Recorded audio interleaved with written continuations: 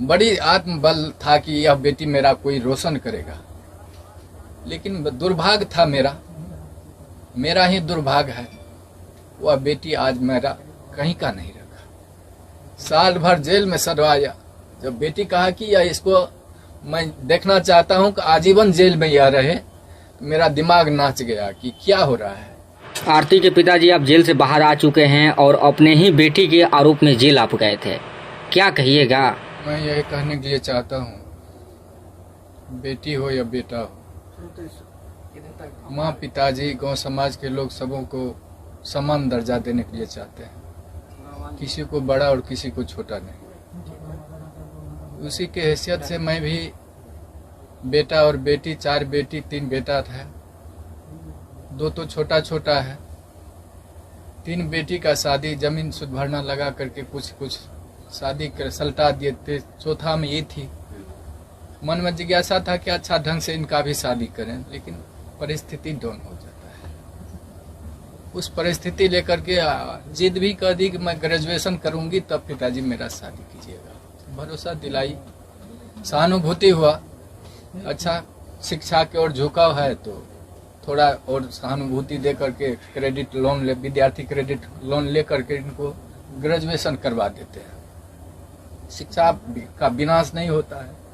मैं यही चलते उन पर सहानुभूति रखा और जहाँ जहाँ सोचे साइड बिजनेस थोड़ा लगा देते हैं, जीविका से जुड़ा दिए। गांव समाज में 10 समूह चलाएगी, उससे जो होगा आगे विकास, बुद्धि भी विकास उनका होगा।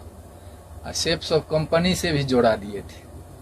वहाँ जहाँ जहाँ अडरिया मीटिंग होता था, पूर्णिया मीटिंग होता था, गाड़ी ड्राइव कर करके इस अवस्था में उस बेटी को हमने पहुँचा था।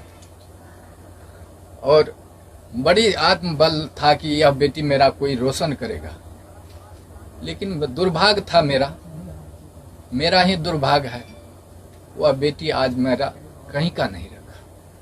साल भर जेल में सड़वाया, कानून का शरण लिए,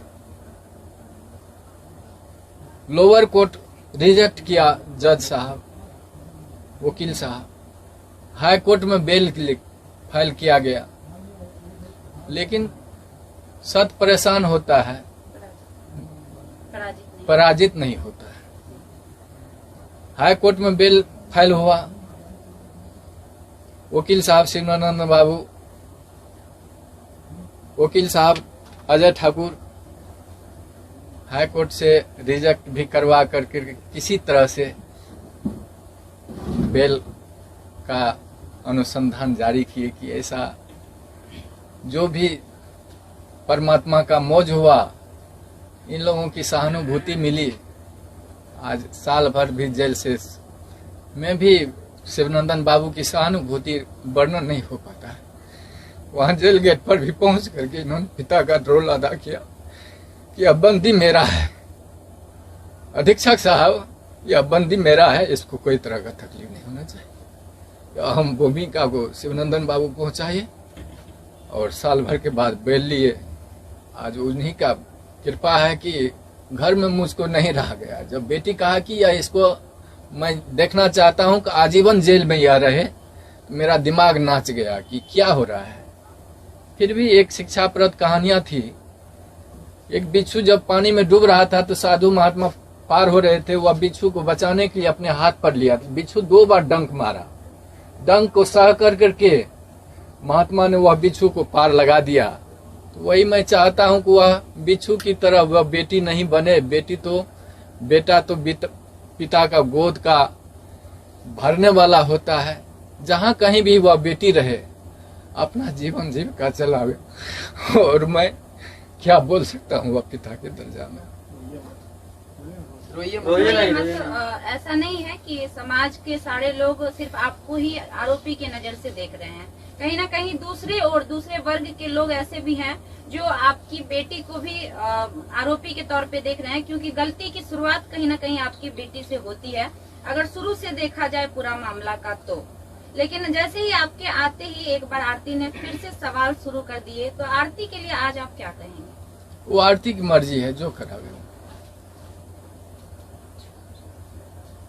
अब आपके अच्छा 1.5 साल तक, साल भर तक आप लोग जेल में रहे, आपका एक छोटा बेटा भी है, आपकी बूढ़ी माँ भी है, किस प्रकार से आपका घर चल पाया इन दिनों? परमात्मा जाने, हम नहीं जानते। अच्छा, इन सारे भूमिकाओं में जितने दिन से आप लोग जेल में थे पूरे परिवार, तो वकील शिवनंदन भारती लगातार, जैसा अभी आप बोले कि गार्जियन की तरह आपका देखभाल किए, या फिर वो हमेशा मतलब इस केस को विशेष फोकस किए, क्या कुछ कहना है उनके बारे में?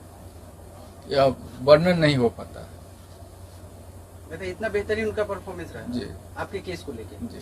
आप एक पिता हैं, लोग ये भी जानना चाहते हैं कि उस रात में असल में क्या हुआ था, कुछ आपको याद है? आप मतलब कुछ देखे थे? बता पाएंगे? आरोप तो झूठे भी लगते हैं, सही जी। क्या है वो तो माननीय न्यायालय के ऊपर है, लेकिन आप कुछ बता सके थोड़ा सा? मालूम थोड़ा सा हुआ तो सोचा कि प्रेम तो अंधा होता है, अच्छा, वो समय जो रहता है, वो अवस्था जो रहता है परे हो रहता है, लेकिन उस पर कितने कितने विद्वान लोगों का भी पैर फिसल जाता है, महात्मा को भी पैर फिसल जाता है। तो हमने सोचा कि जब इस तरह की घटना हुई तो उसको बचाने के लिए हल्ला हुआ कि चोर आ गया है, डकैत आ गया है गोली मारने के लिए। तो उससे पूर्व भी लड़का वो उन्होंने धौंस दिया था कि मैंने गोली से उड़ा दूंगा। किसको दिया था? पवन यादव को, मेरे बेटा रवि का, अच्छा, गोली से उड़ा दूंगा, बचने के लिए नहीं दूंगा। उस पीरियड में उन्होंने घर में पकड़ाया तो हल्ला हुआ कि डकैत आ गया, डकैत आ गया। डकैत के दरमियान में पहचाने उसको तो कहा, देखे मेरा जात भाई है, बच्चा है, पैर फिसल गया। उसको बचाने के ख्याल से मैंने घर में बंद किया, और उस दरमियान में कैसे उसका मौत हो गया हम लोगों को